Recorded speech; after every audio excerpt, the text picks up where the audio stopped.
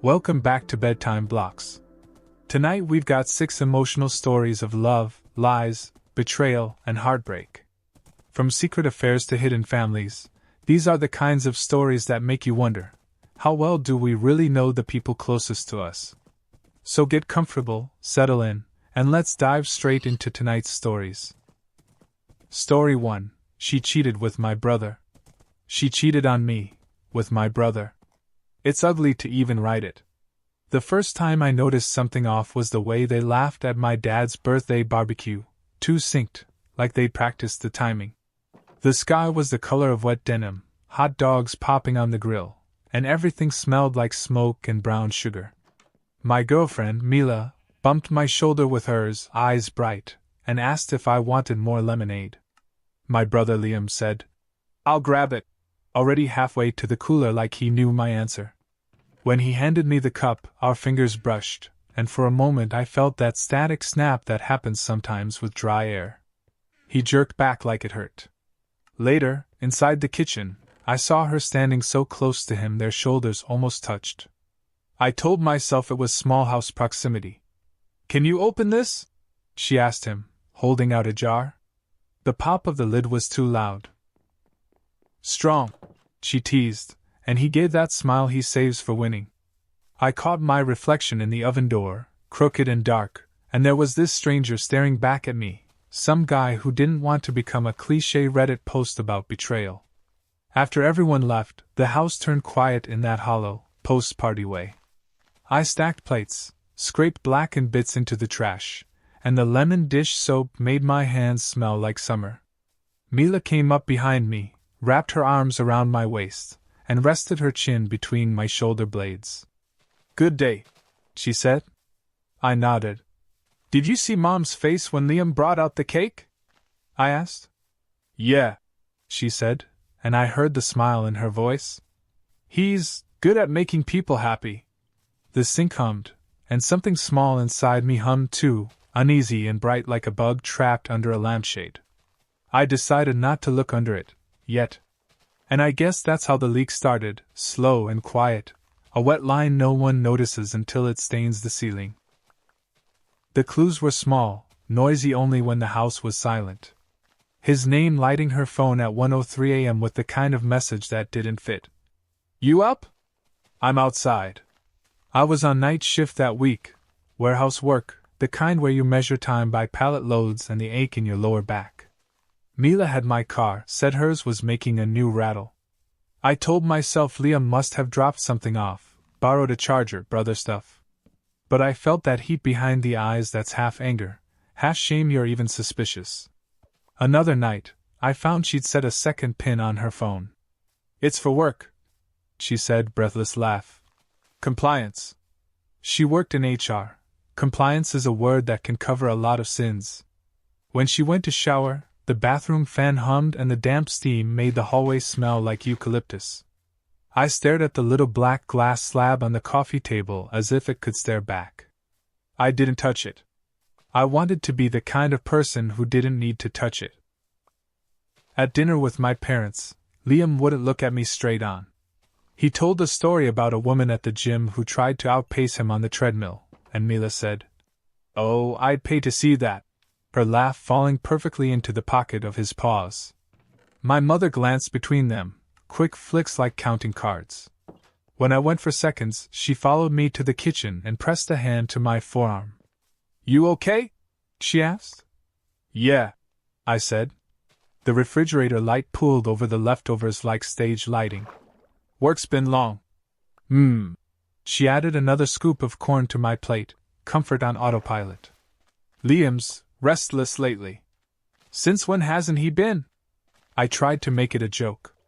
It clattered on the floor between us. After dinner I walked to my car alone. The night smelled like cut grass and rain that hadn't fallen yet. My phone buzzed. "Mila, pick up milk?"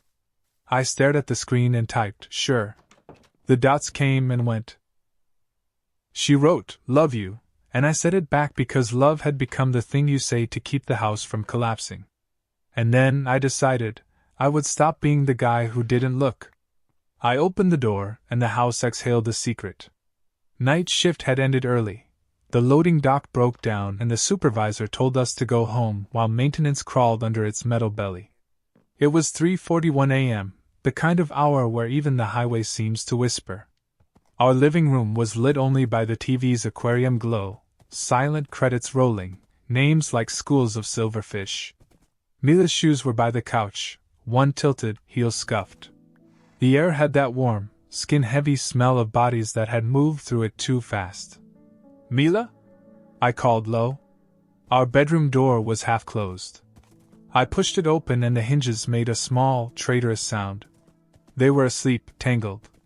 My brother's bare back looked like a carved thing, every muscle I had envied since we were kids. Mila's hand was on his shoulder, pale against him.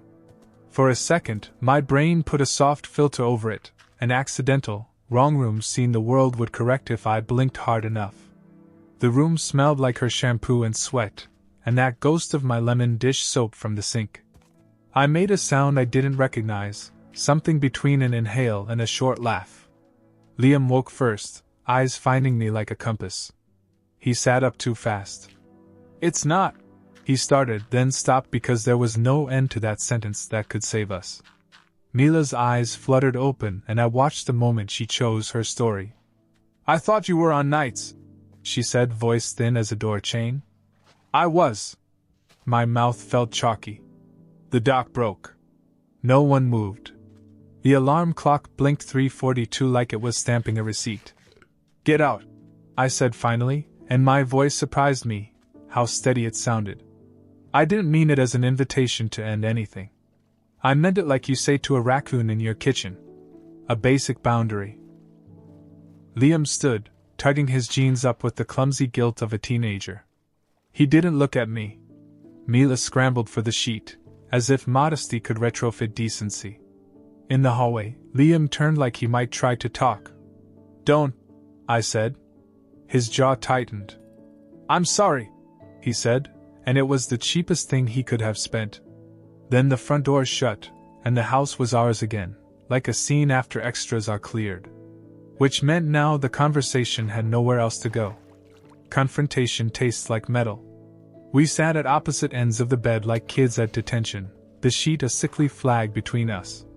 Mila wrapped it around her like a towel after a swim. She was shivering, or pretending to. I stared at the dent their bodies had made in the mattress, the valley where my sleep had once fit. "Say something," she whispered. "I did," I said. "I said get out." She blinked hard. "To him," she said. "To me, say something to me. What is there to say?" "I messed up," she said quickly, like she'd rehearsed a line and thought speed would make it more true. It's not what you think. It looked exactly like what anyone would think." The words were calm, but I could feel my pulse in my gums. "How long? Does it matter?" She flinched as if the question had weight. "It matters to me," I said. "Because everything else I remember now has to be relabeled with the proper date stamp." She stared at her hands. Her nails were painted the color she calls cappuccino. One had a tiny chip. She looked up. "Since after your dad's birthday," she said. "The barbecue. The jar. The laugh. The lemonade." I tasted smoke again. "Why him?" My voice cracked on him, because the humiliation of betrayal is a different species when it shares your last name. She shook her head. "It wasn't about you versus him. It was," she struggled. "He made me feel immediate. Like I couldn't be forgotten." She let out a breath. "And you've been so tired." "Always gone. You come home with your back hurting and your eyes empty, and I was working," I said, and I hated how defensive it sounded, as if dignity were negotiable. "I know," she said. "It's not an excuse. I'm trying to explain a bad decision, not justify it." Silence settled with the weight of a third person. "We need to tell my family," I said finally. "Because I won't be the one carrying their confusion like a briefcase." Her eyes widened. "No. Your mom will. She'll look at me like a broken plate if she has to invent details," I said. I'd rather hand her the pieces. Mila nodded, small and scared. Okay. Shower, I said. Get dressed. Then we go. As she stood, the sheet slid down, and the bruise blooming on her hip made me dizzy, not because it existed, but because I didn't know its origin story. And I realized the worst part of betrayal isn't the scene you walk in on. It's how it turns the past into a crime scene too. The aftermath is the longest chapter. We told my parents that afternoon at their kitchen table, the one with a scratch that looks like a river and a salt shaker that always clumps in winter. My mother's hands shook so hard she had to put them flat on the wood. My father went very quiet in that way he does, jaw clenching, eyes turning steel. Liam stood by the window like an expelled student. I'm sorry, he said, voice strangled. My mother looked at him like she was searching his face for the boy who used to bring her dandelions. You did this to your brother, she said, and the word brother sounded like a funeral bell. Get out. It was remarkable how satisfying it was to hear it from someone else. Mila cried, not loud, pretty tears, but messy ones that left her nose red. She tried to take my hand once and I moved it. Not dramatically. Just away. We split the apartment in 2 days. She took the fern that somehow survived our neglect, and I kept the cast iron pan that still smells like last winter's steak. When she closed the door behind her, I sat on the floor and listened to the building's pipes knock in the walls like distant machinery. I slept on the couch that night, then the next, and found I preferred it. The angle of the window gives you a better sunrise. Liam texted in bursts like a coward's Morse code. I'll make it right. Please. Call me. I didn't. My mother called every other day just to breathe into the line with me. Sometimes that's all you need, someone else's proof of life. Weeks passed. The ache softened into something almost clean. I learned the names of the baristas at the place by the bus stop. I bought a plant I'd probably kill. I went to the gym at odd hours and did not think about the treadmill woman. When I finally picked up Liam's call, I stood by the river, wind lifting the edges of my jacket. He said, I miss my brother. I do too, I said, and let the sentence stand there, imperfect but true. We're not there yet. Maybe we never are. Family can be a field after a fire, charred, ugly, and then one day there's a green sprig even if you don't deserve it. I'm not watering anything on purpose. I'm not salting the earth either. I'm just here. I don't know if this is the end of the story, but it's the first part where I'm the main character again, and I'll take that as a start. Story 2, I got her fired, and I don't know if I regret it. I got her fired. That sentence sits in my mouth like a loose tooth I can't stop touching. Kayla and I started as the kind of office fling you promise yourself won't be messy. 2 people in adjacent cubicles, sharing playlists and snacks and side-eye during status meetings. She smelled like grapefruit shampoo and wore these thin gold hoops that flashed when she laughed. I told myself I didn't care that she still lived with her ex. For the lease. Or that she never posted me online because. Work politics. What I cared about was how we'd take the long way to the parking garage just to get 5 more minutes, how she'd squeeze my hand by the elevator like a secret handshake. Our company sells software you can explain to your grandmother if she's patient. I do sales operations. Kayla did brand. We weren't supposed to date, technically, but the policy was written in soft pencil. Disclose if serious, avoid reporting lines. We thought we were clever. Neutral colors, plausible deniability. It started going bad in tiny, stupid ways. She forgot my birthday dinner because a client event ran long, and when she showed up after 10 with mascara smudged like she'd cried in a car, I believed her. Then I found a hotel receipt folded into the back pocket of her jeans while doing laundry at my place, the Parker, room 514. She said, it was the event hotel, which technically could be true. Technically is where gullible people live. 2 weeks later, I was in the office late, tapping through dashboards, when I heard laughter bounce down the hall.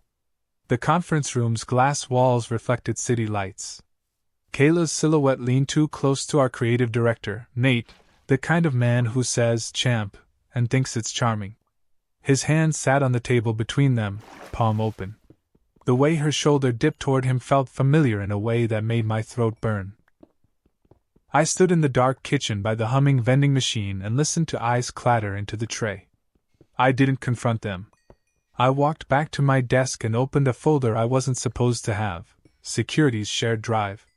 A month ago, when I built the meeting room utilization report, ID had given me temporary access to badge logs. I never lost it. That's how the worst idea of my life started to feel like justice. Revenge has an interface. I told myself I was collecting facts, not feelings. Badge-ins, conference room bookings, calendar entries. I pulled the report for the Parker's Ballroom event code from our CRM. Client RSVPs synced to their cheap QR check-in app we'd built for them. Kayla's name was there, of course. So was Nate's, plus a note in the comments. After party at the hotel bar? Followed by a winky face from someone whose face I could picture too clearly. I started seeing patterns. Kayla badged into the office at 9:12 p.m. 3 Thursdays in a row when there were no launches, no crises, just Nate's calendar block labeled focus. Their sloppiness insulted me almost more than the lie. If you're going to make me a fool, at least do it in cursive. I screenshotted, exported, archived. Dates, times, room names, Hawthorne A, Design Studio, Phone Booth 3. I pulled Slack snippets I wasn't proud to know how to find, metadata that proved messages were deleted. The more I assembled the case, the less I felt like a person and the more I felt like a paralegal for my own pride. Outside of work, Kayla kissed me like she was trying to erase something. "I'm just stressed," she'd say, and tuck her face into my neck. She had a new perfume, warmer, vanilla-edged with smoke. When I'd ask, "How was your day?" she'd say, "Meetings," and I'd nod like that were an answer. The night I decided to act, the office smelled like burnt coffee and dry carpet. Security's radio crackled somewhere down the hall. I put everything in a folder called Brand Risk, Comms Audit, a name boring enough to disappear. At the bottom, I placed one last file, a copy of our ethics policy, the vague part about relationships and conflicts of interest, highlighted like a school project. I didn't send it to HR. Not yet. I sent it to Kayla. No subject line. Just, "You deserve the truth before anyone else sees it. If I'm wrong, tell me I'm wrong and I'll burn it." My finger hovered over the trackpad like it might jump. When her reply came, it was just my name. Evan. A beat later, "Can we talk?" Then, "Please don't do this." Which is, I suppose, a kind of confession. The meeting felt like winter. She asked to meet at the little park behind the office, the one with the metal chairs that are always either too hot or too cold, and a fountain that never seems to work right. It was late Sunday. The city had that empty sound like everyone agreed to be elsewhere. Kayla wore a gray coat I'd bought her, collar turned up against the wind. She didn't try to hug me. "I never meant," she started. "You did," I said, because I'd promised myself this one thing: no softening the edges to keep anyone warm. She nodded once, slow. "I did," she said. "I was unkind. And selfish. And lonely in a way I didn't recognize until it was too late. With him," I said. Saying Nate's name felt like inviting him to the table. "At work." She closed her eyes. "Yes." "For how long?" "A few months," she said, and I hated the shape of the number in her mouth. "Why?" I asked, which is the stupidest, most human question. She looked at the empty fountain as if water might arrive and make a metaphor for her. "With you I felt known," she said. "Which is beautiful until you're scared the person who knows you will also see you failing. With him I felt admired, I guess. From far away. Like a painting. It wasn't real." She swallowed. "It also wasn't fair. You could have let me know you were drowning," I said. "I thought I was supposed to be the lifeguard," she whispered, and I almost laughed except nothing was funny. The wind lifted a napkin past our feet like a small white flag. "I sent the folder to you," I said. I haven't sent it to anyone else. She flinched like an alarm had sounded somewhere only she could hear. If you do, she said, voice thin, I will lose my job. He'll be fine. She looked up at me then, eyes glass bright. Please don't make me the only one who pays. The problem with truth is that it wanted to be seen by someone other than the person who broke it. I don't know what I'm going to do, I said, which was true, and also a lie I wanted to be true. But decisions accumulate like snow even when you're standing still. HR has a tone they teach you in school. On Monday morning, the building smelled like rain and printer toner. I watched Kayla walk in at 9:03, hair damp, cheeks bare, eyes puffy.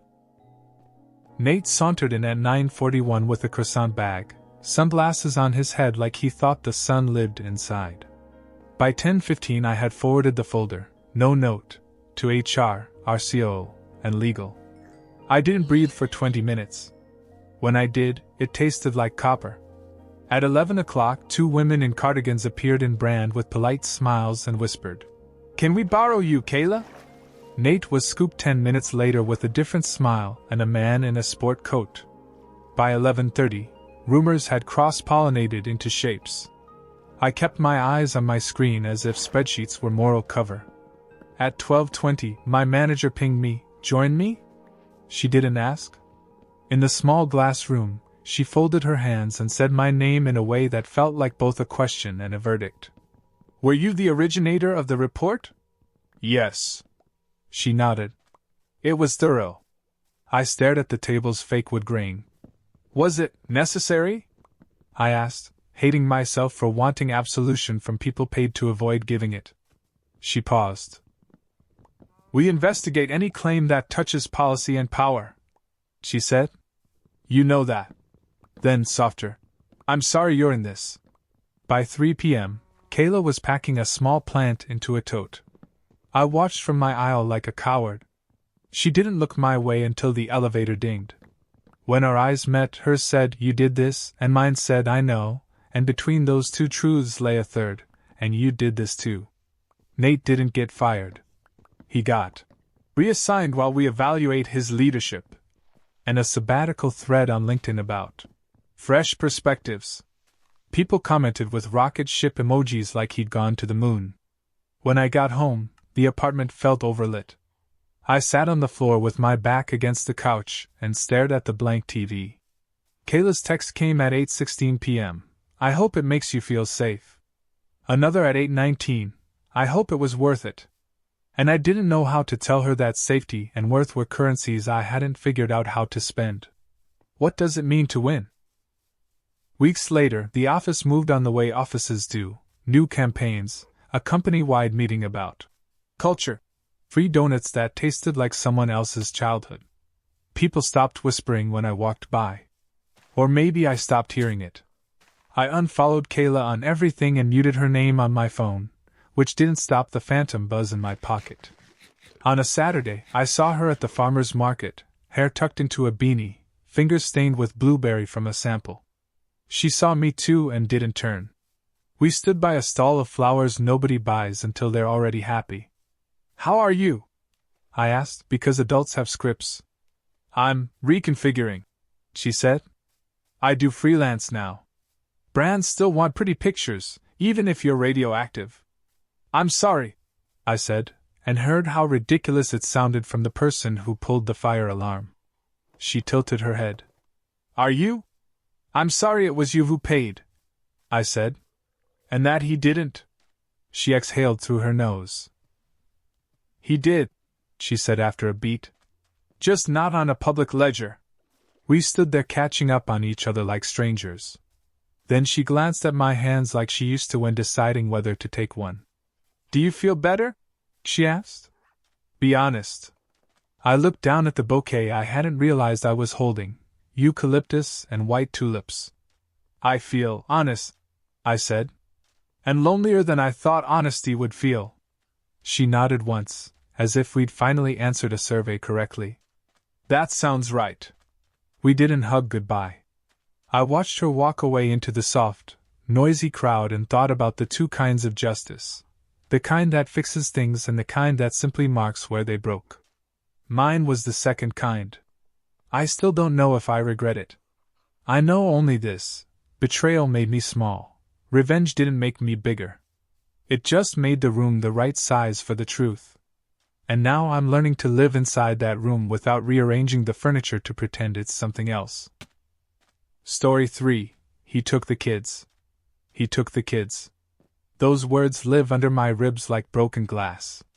The morning it happened was a Wednesday, the kind where the sky is pale and paper thin, and you can smell the neighbor's laundry soap drifting across the fence. I came downstairs to find his shoes missing from the mat and the diaper bag gone from the hook by the door.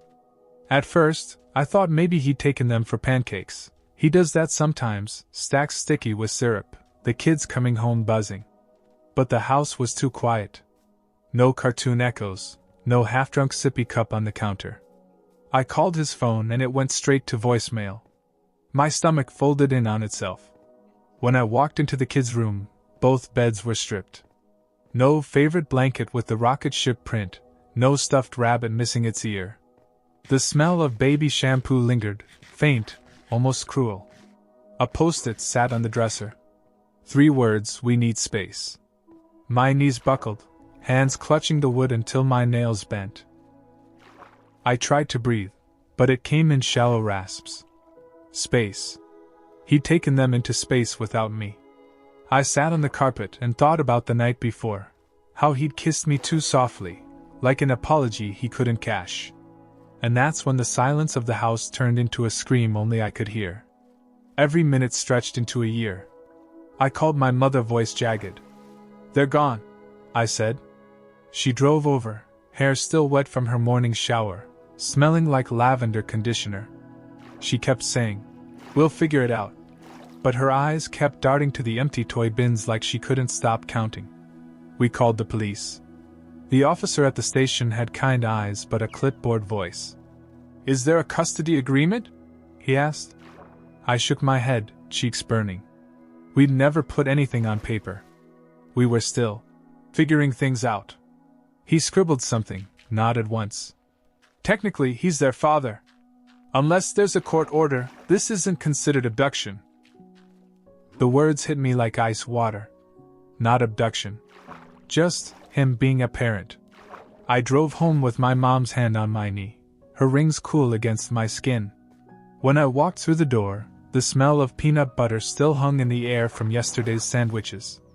It felt obscene that the house could keep their smell but not their bodies. That night I sat in their room, hugging the empty rocket blanket cover, and I made a promise into the dark: I will not let this stand. The problem was, I didn't know where to start. He finally called. 3 days later, at 2:07 in the morning, my phone lit up with his name. I answered before the second ring. His voice was calm, too calm, like he'd rehearsed. "They're safe," he said. "They're with me." "Where are you?" My voice cracked. "We need time," he said. "You've been unstable. They see it. I see it. Unstable." My fingers dug into the couch arm until the fabric gave. "I am their mother," I said, slow and deadly. "And I'm their father," he replied, quiet steel. "They need structure." I heard a child's cough in the background, our daughter's, the soft bark she always got at night. I nearly collapsed. "Please," I begged. "Let me see them." He paused, and for a moment I thought I'd won. Then he said, "Not yet," and the line went dead. I sat there, shaking, the dark pressing against me like a tide. That was the moment I decided this wasn't going to be solved with phone calls. Courtrooms smell like disinfectant and fear. I'd never stepped foot in one until then. My lawyer wore navy and carried binders that looked heavier than me. When he spoke, he said, "Best interests of the children," like it was an incantation. Across the aisle, my ex looked polished, hair neatly combed, tie crisp. He wouldn't meet my eyes. His lawyer painted me as emotional, erratic, prone to instability. My chest burned, but I kept my face still. When the judge asked me to speak, my voice trembled but didn't break. I told them about bedtime routines, rocket blankets, rabbit ears, how I'd brush tangles out of hair while singing off-key lullabies. I told them I wasn't perfect, but I was present. The judge listened, lips pressed in. Papers shuffled, gavels tapped. Weeks blurred into hearings, affidavits, supervised visits in beige rooms that smelled like stale coffee. My daughter ran into my arms and said, "Why can't you come home?" And I had to smile like the answer wasn't breaking me. At night, I lay awake and pictured them breathing somewhere else, the weight of their absence pressing the air out of my lungs. And still, I waited. Then, finally, a decision. On a rainy Tuesday, the judge read words that rearranged my life. Shared custody. Week on, week off. A schedule carved in stone. When I walked out of the courthouse, the air smelled like wet asphalt and freedom. My ex brushed past me without a glance. It didn't matter. The first night they were back, the house filled again. Cartoons blaring, crayons scattered, the rabbit missing its ear returned to the shelf. My son crawled into my lap and whispered, "I miss you, Mommy." Tears slid down my cheeks, hot and salt-heavy. I kissed his hair, the smell of apple shampoo grounding me. I didn't win everything. But I won enough.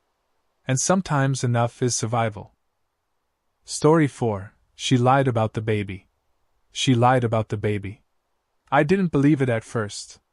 When Mia told me she was pregnant, I cried, full body, dizzy tears. We weren't perfect, but the thought of holding something that was half her, half me, made the world tilt in color. We painted the spare room a soft yellow that smelled like new beginnings. But things didn't add up. The due date she gave me was strange, too close to a weekend I knew we hadn't been together. When I asked, she brushed it off, kissed me too quickly. Don't overthink. At night, I'd lie awake listening to her breathe, the shadows on the ceiling twisting into questions. Then one afternoon, I found the sonogram photo tucked into a drawer. The date printed at the top didn't match. My chest went cold. I confronted her, heart pounding. "Whose is it?" I asked. She froze, the color draining from her face. That silence was louder than any confession. The truth came in pieces, jagged shards I had to fit together. She admitted she'd been with someone else, once. A mistake. A coworker. She said she didn't even like him, it just happened. "And the baby?" I asked, voice like sandpaper. Her eyes filled. "I don't know." I felt like the floor had dropped away, like I was standing in freefall. The smell of fresh paint in the nursery suddenly turned sour. "I wanted it to be yours," she whispered. "I wanted to believe it was." I walked into the half-painted room and stared at the crib parts leaning against the wall. I touched the smooth wood, my reflection warped in the screws. "I would have loved them either way," I said, the words coming out broken. "But not like this. Not under a lie." She tried to reach for me. I stepped back. Because love can't survive in a house built on quicksand. DNA doesn't lie. We did the test, swabbing cheeks in a clinic that smelled like disinfectant and resignation. The nurse spoke softly, like we were grieving something. 2 weeks later, the envelope came. My hands shook opening it. The words were clinical, detached, probability of paternity 0%. I stared until the letters blurred. Mia sobbed beside me, whispering, I'm sorry. Sorry didn't change blood. I walked outside, the air sharp with cold, and sat on the porch until the sun slid down. My neighbor's dog barked, a child laughed somewhere, life kept moving like my world hadn't cracked open. Inside, Mia sat hunched, arms wrapped around her stomach. I still want you here, she said, voice raw. But I wasn't sure if she wanted me or the illusion of me. And I wasn't sure which one hurt more. Love became a negotiation. Friends told me to leave. My mother's voice on the phone was sharp. She lied, she cheated, she trapped you. But every time I tried to pack, Mia would crumble, hands clutching her belly, whispering, Don't make me do this alone. The nights were the worst. I'd lie awake, listening to the tick of the clock, feeling like I was drowning in a decision I hadn't made. One evening, she pressed my hand against her stomach. I felt a flutter, a kick. My breath caught. For one wild second I thought this could still be mine. But biology doesn't bend to hope. And when I looked at her face, tear-streaked and pleading, I realized she wasn't asking me to be a father, she was asking me to be her safety net. And that wasn't love. Walking away is its own kind of grief. I packed quietly one morning, folding shirts into boxes, the smell of baby powder clinging to everything. Mia begged, sobbing on the floor. Please, we can make this work. I kissed her forehead once, gently, like a eulogy. I hope you're a great mom, I said. And then I left. The first night in my new place, the silence was brutal. I lay on the floor with no furniture, listening to the hum of the fridge. My chest felt hollow, like something had been scooped out. But slowly, day by day, I learned to breathe again. And though I'll always carry the echo of what might have been, I know this: I'd rather face emptiness than live inside a lie. Story 5. I found his second family. He had a second family. Writing that makes me feel like I'm talking about a plot twist in a show, except it was our kitchen, our grocery list's magnet to the fridge, our Sunday pancakes. It started with a car seat, tiny, gray, still smelling like new foam. It was in the trunk of his SUV under a tarp. We don't have a baby. We never did, not for lack of trying. I stood in the driveway while the late afternoon heat pressed against my shoulders and the cicadas buzzed like an alarm only I could hear. He came out of the house carrying the recycling and froze when he saw me lift the tarp. "What's that?" I asked, and my voice sounded like it belonged to an older, sharper version of me. He opened his mouth, closed it, then did the thing he always does, smile like he can sell me the sky. "I borrowed it for a coworker," he said. "She needed an extra." "Which coworker?"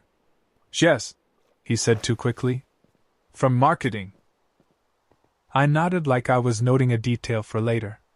"You never mentioned Jess had a baby." He shrugged, the movement slippery. "People have babies all the time."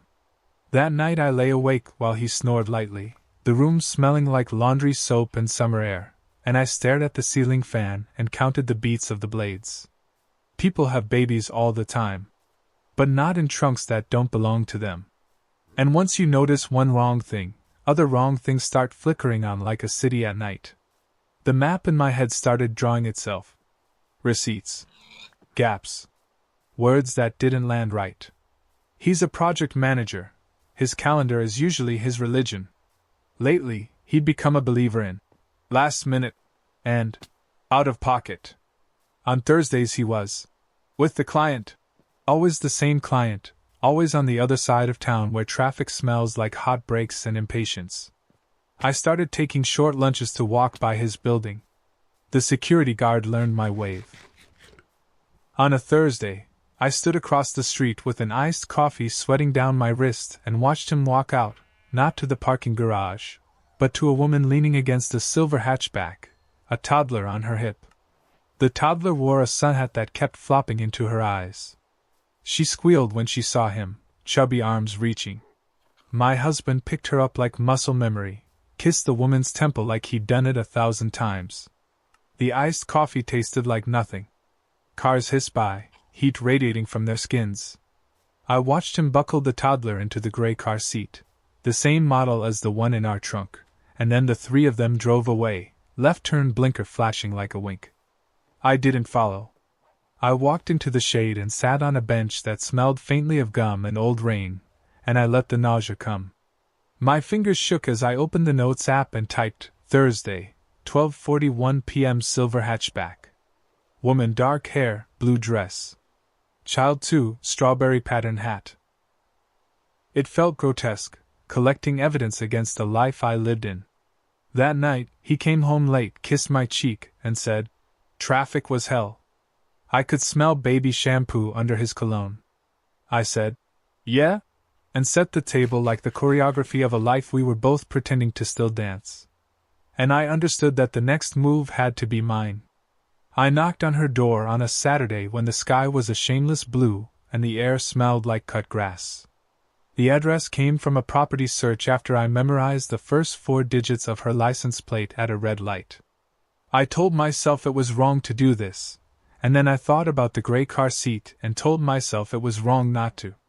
She answered wearing a worn college t-shirt, hair up, eyes curious and cautious in equal measure. Up close she looked younger than me by a handful of summers. The toddler barreled into the hallway in footy pajamas with little strawberries on the toes. "Can I help you?" she asked. I said his name. Her face changed in stages: confusion, recognition, defense. She shifted her body so the toddler was half behind her. "Who are you?" "I'm his wife," I said, and my voice felt like it had to push through molasses to get out. She stared at me, blinking fast. The toddler sucked on 2 fingers and leaned against her leg. Somewhere in the apartment, a cartoon chattered. "You should come in," she said finally, voice flat with a kind of tired I recognized. We sat at a small table with a sticky spot where juice had dried. She poured me water in a glass with a chip. "I'm Nora," she said. "This is June." The toddler waved without removing her fingers. "How long?" I asked, the 2 words scraping my throat. 3 years, she said. "He said he was divorced." "He said a lot of things." Her laugh was not a laugh. "I thought I was the second chance." She looked at me like I was a mirror she couldn't decide whether to break. "I'm guessing you thought the same." I looked around at the evidence of a small life. Tiny shoes by the door, a stack of board books, a high chair with dried applesauce like a constellation. "He pays the rent?" "He pays what he says he can," she said. "When he can." Her mouth twisted. "He's good with June." The front door opened then, the sound a gunshot in the quiet. He walked in, keys in hand, smile on, until he saw me. The smile fell like a dropped plate. "Hey," I said, standing up. "We need to talk." And finally, there was no room left for his easy lies. The truth sat between us like a third person, ugly and unavoidable. We went to a diner because it felt neutral, the kind of place where the smell of bacon and burnt coffee could absorb some of the shock.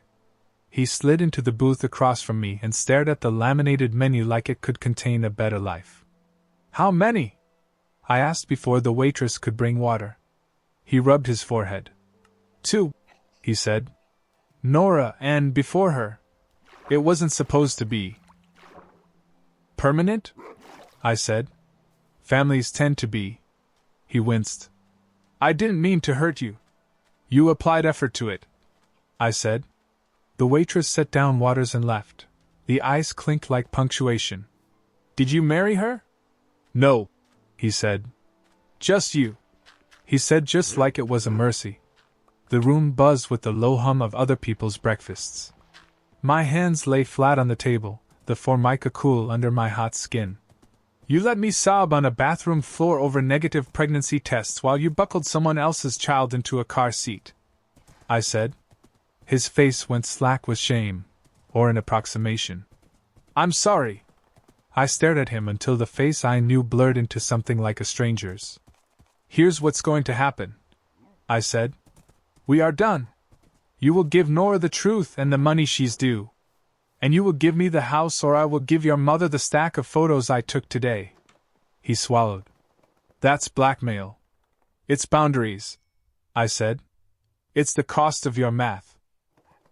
He looked small then, a man who had kept too many plates spinning and finally heard the smash.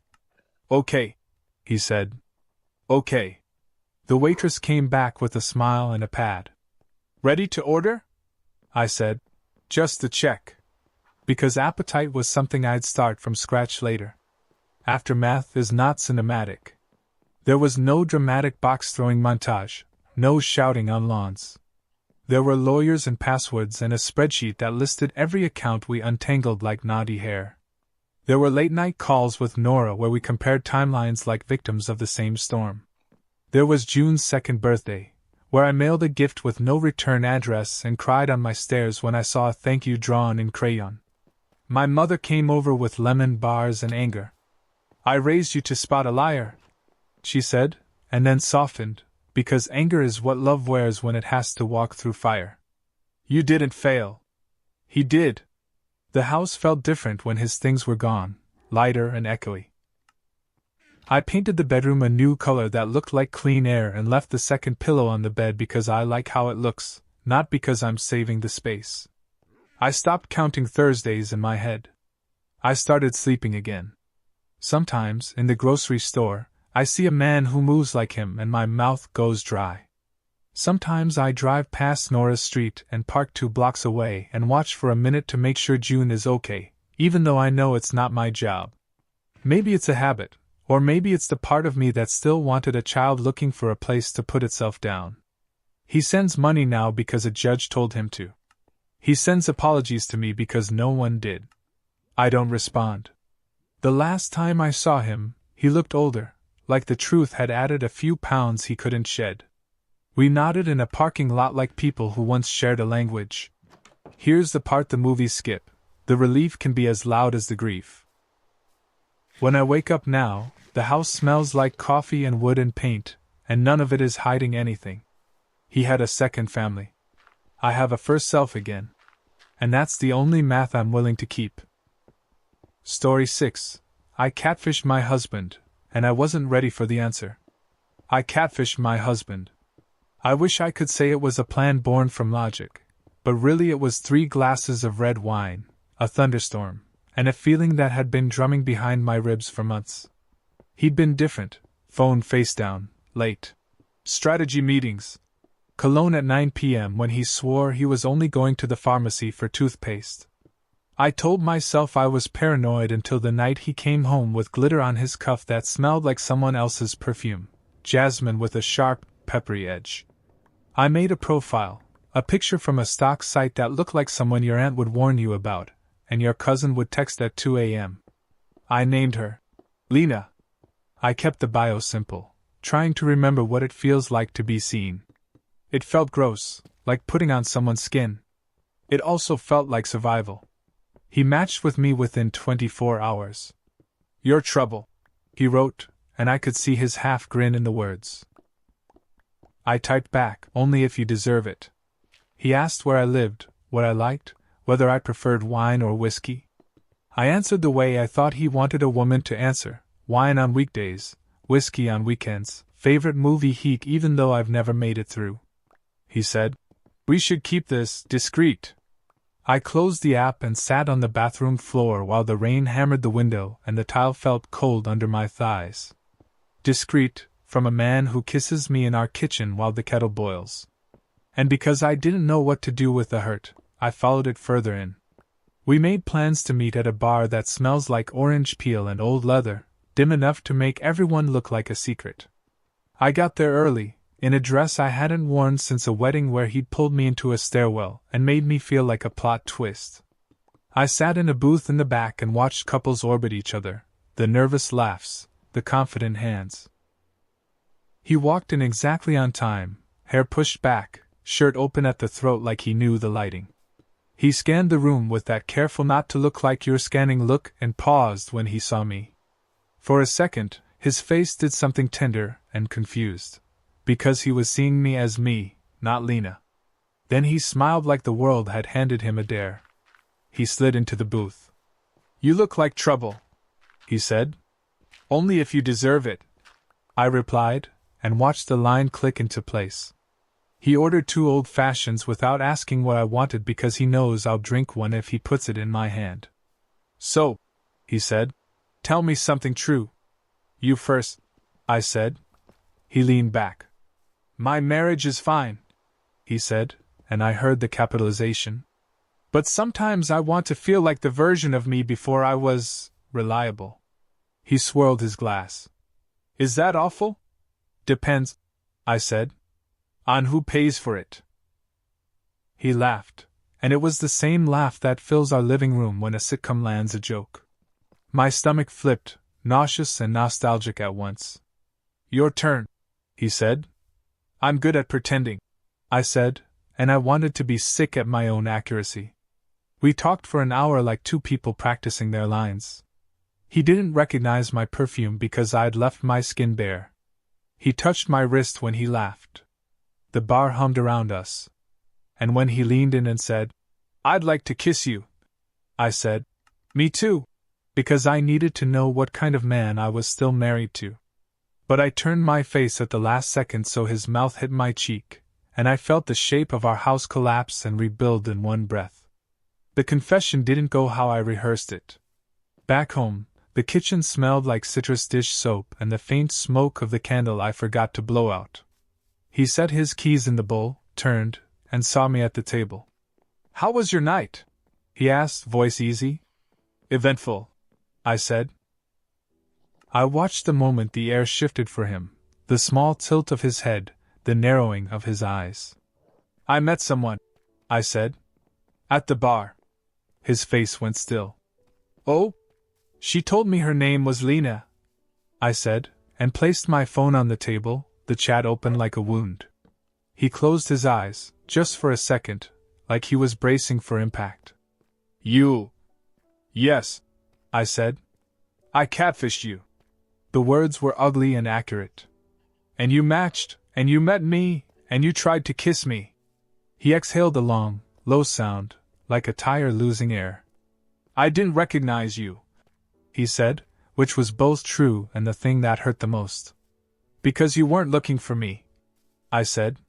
Silence stretched, tight as a wire. The clock ticked like it had an opinion. "I'm not sleeping with anyone," he said finally, voice rough. "I wanted to feel exciting. I wanted to feel wanted without the part where I have to fix the fence and schedule the dentist and remember to buy the good coffee." He swallowed. "I wanted to be the spark, not the circuit." "And you decided to audition for that role online?" I asked. My throat burned. "Do you have any idea what it does to a person to be married to someone who's interviewing lovers?" He leaned his hands on the table, palms flat, like a man steadying himself on a storm deck. "I'm sorry," he said. I thought I was just skimming the surface." He looked at me then, really looked. "You were there the whole time, weren't you?" "Yes," I said. "And you still didn't see me." Which is when we stopped talking and started telling the truth. We went to therapy because words needed a referee. The office was overwatered plants and a woven rug that muffled the sound of your own defenses. The therapist asked us to speak in I statements, so I said, "I feel like a stand-in for your ambition." And he said, "I feel like a utility." She nodded like we'd brought the right offerings. We talked about the way we'd started scheduling our love like a dentist appointment, and the way our phones hummed louder than our evenings. He admitted creating profiles he told himself were harmless. I admitted the thrill of catching him, how it made me feel powerful and filthy at once. At home, we made rules: no phones in the bedroom, kisses that last longer than a reflex, one night a week where we dress like first dates and tell each other something we haven't said before. It felt performative until it didn't. It felt like scaffolding while we rebuilt the house with better wood. But trust doesn't regrow like hair. It's more like a graft: you tend it, you hope it takes. Some days it looks angry and raw. He deleted the apps and gave me passwords I didn't ask for. I deleted the Lena profile and felt a small funeral for the woman who had let me see what he craved. One night, I wore the same dress from the bar. He looked at me across our own table like he was allowed to again. "I recognize you," he said, soft. "Good," I said, because recognition is the bare minimum, but right then it felt like a milestone. And then, because healing requires a choice as repetitive as a heartbeat, we chose again the next day. Here's the ending I didn't expect. I'm not writing this to say, once a cheater, always a cheater. Because he never crossed that line with his body, only with his want. I'm not writing to say catfishing saved us, because it almost sank us. I'm writing because we are still married and more honest than we were when we said our vows, and that feels like a scandal in a world that likes cleaner morals. Sometimes I still smell jasmine in a crowd and my chest tightens. Sometimes he flinches when his phone lights up because he knows I'm clocking the name. We both breathe through it. We both apologize more quickly. We both kiss in the kitchen while the kettle boils like we used to, except now it's a daily practice, not a plot twist. If you're curious, Do I regret catfishing him? Yes and no. I regret needing it. I regret who I had to become to do it. I don't regret the mirror it shoved into his hands or mine. Last week, it rained like the night this started. He lit a candle that smelled like orange peel and oak. Whiskey or wine? He asked, leaning in the doorway. Neither, I said, pulling him by his shirt. Just you. He grinned, a little shy, a look I hadn't seen in years. Only if I deserve it. Then keep deserving it, I said. Because that's the part no one tells you. Happily ever after is just ever after with work. And for now, the work feels like a life we're both showing up to build. Thanks for listening.